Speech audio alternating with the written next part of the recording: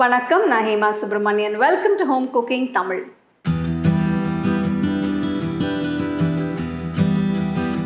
டாபா ரெசிபீஸ்னாலே அது ஒரு தனி டேஸ்ட் தாங்க. இன்னைக்கு நம்ம ஒரு டிஃப்ரெண்ட்டான பன்னீர் கிரேவி டாபா ஸ்டைலில் எப்படி செய்யறதுன்னு பார்க்கலாம்.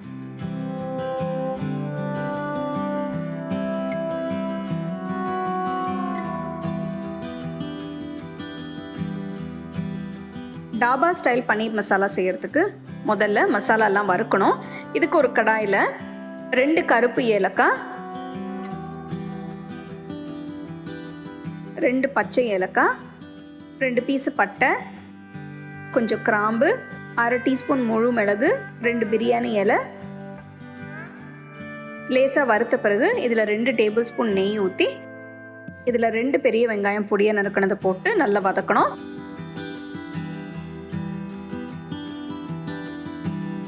வெங்காயம் நல்ல பொன்னிறமான பிறகு இதில் 1 டீஸ்பூன் இஞ்சி பூண்டு பேஸ்ட் போட்டு நல்லா மிக்ஸ் பண்ணணும்.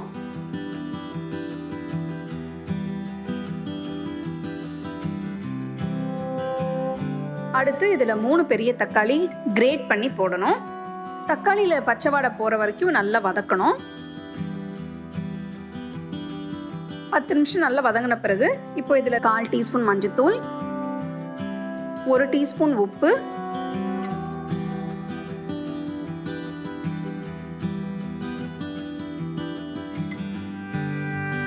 தக்காளியில் பச்சை வாடெல்லாம் போயிடுச்சு. இப்போ இதில் 2 டீஸ்பூன் காஷ்மீரி மிளகாய் தூள், 1 டீஸ்பூன் தனியாத்தூள்,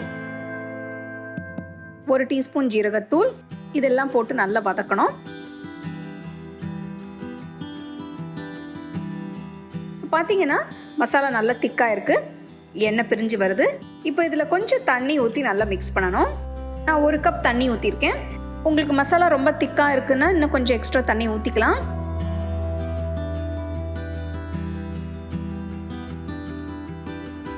அடுத்து இதில் 2 டீஸ்பூன் அரைச்ச பொட்டு கடலை பவுடர் இதையும் போட்டு நல்லா மிக்ஸ் பண்ணணும்.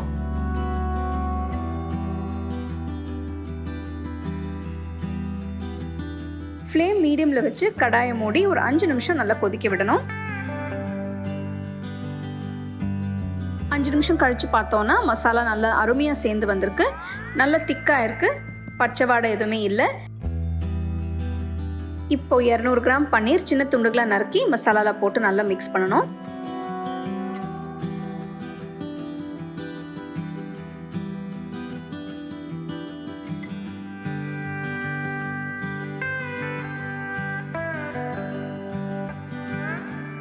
மிக்ஸ் பண்ண பிறகு இதில் 1/2 டீஸ்பூன் கரம் மசாலா தூள், கொஞ்சம் கசூரி மேத்தி இலை இதையும் போட்டு நல்லா மிக்ஸ் பண்ணணும்.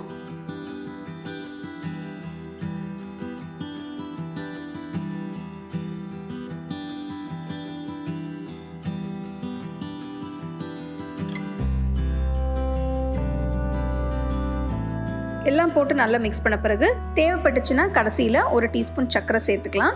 இப்போ சர்க்கரை நான் போட்டிருக்கேன் ஏன்னா அந்த ஃப்ளேவர்ஸ் எல்லாம் நல்லா பேலன்ஸ் ஆகிறதுக்காக 1 டீஸ்பூன் சர்க்கரை சேர்த்துருக்கேன். எல்லாம் மிக்ஸ் பண்ணி ஸ்டவ் ஆஃப் பண்ணிவிடுங்க.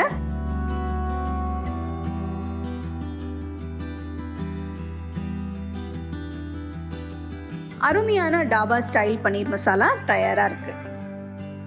அருமையான பன்னீர் கிரேவி டாபா ஸ்டைல் எப்படி செய்யறதுன்னு பார்த்தோம். இது யூஸ்வலாக பண்ணுற பன்னீர் கிரேவி விட கொஞ்சம் வித்தியாசமாக இருக்கும்.